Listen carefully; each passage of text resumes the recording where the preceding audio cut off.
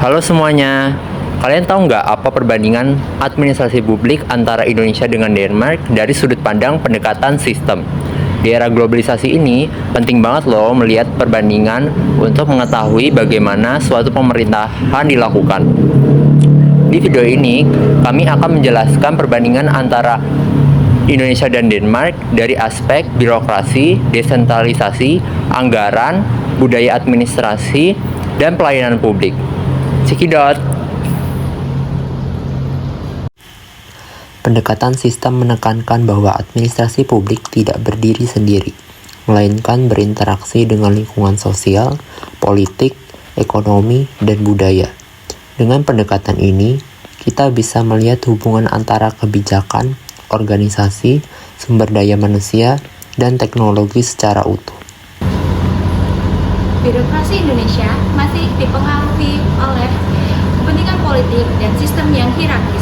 Tapi saat ini, pemerintah sedang gencar melakukan reformasi birokrasi dengan adanya program Grand Design, yaitu pada tahun 2010 dan sampai 2025. Sedangkan di Denmark, sistem birokrasi lebih terbuka dan desentralistik. Pemerintah daerah punya kewenangan penuh untuk mengambil keputusan dan pelayanan publik berbasis kebutuhan masyarakat. Tingkat partisipasi masyarakat juga tinggi. Bahkan, mereka ikut serta dalam merumuskan dan mengevaluasi kebijakan. Dalam pengelolaan anggaran, Indonesia masih menghadapi tantangan yang cukup signifikan, khususnya dalam defisit anggaran. Meskipun defisit anggaran tahun 2024 masih menunjukkan penurunan hingga 2,29% dari produk domestik bruto, pengelolaan anggaran masih belum berjalan dengan optimal. Sementara itu, negara Denmark berhasil meningkatkan surplus selama 7 tahun berturut-turut.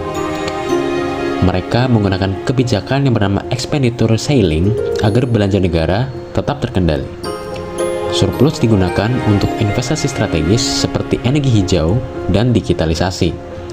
Sistem perpajakan yang mereka gunakan juga adil dan transparan. Berbicara soal budaya administrasi, Indonesia masih cenderung kuat dengan budaya paternalistik. Nah, apa itu budaya paternalistik? Yaitu budaya yang cenderung memberikan batasan kepada suatu individu atau kelompok dalam melakukan sesuatu untuk melindungi kesejahteraan mereka. Dan sistem birokrasinya di Indonesia yang cenderung kaku dan kurang fleksibel, sehingga mengakibatkan proses pelayanan publik kurang inovatif dan cenderung lambat. Negara Denmark cenderung lebih egaliter, terbuka, dan kolaboratif. Di sana, akses layanan pemerintah cukup dengan satu akun digital seperti NemID. Transparansi tinggi dan warga bisa mengetahui bagaimana uang pajak mereka digunakan.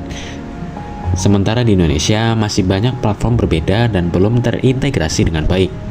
Selain itu, terdapat juga korupsi yang tentunya menjadi tantangan besar. Pelayanan publik adalah wajah dari pemerintahan. Di Indonesia, pelayanan publik masih tersebar luas dan banyak warga yang mengeluhkan terkait kesulitan mengakses pelayanan publik di Indonesia dikarenakan banyak aplikasi dan akun yang berbeda. Denmark menerapkan prinsip subsidiaritas, yaitu pelayanan dilakukan sedekat mungkin dengan masyarakat.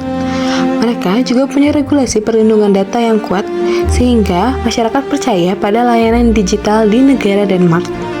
Di Indonesia, masih butuh pembenahan infrastruktur, literasi digital, dan integrasi sistem supaya pelayanannya lebih efektif dan terpercaya.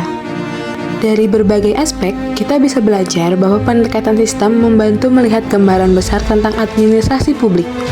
Harapannya, negara Indonesia bisa mengambil praktik terbaik dari negara Denmark dan menerapkannya sesuai konteks lokal. Terima kasih sudah menonton video kami.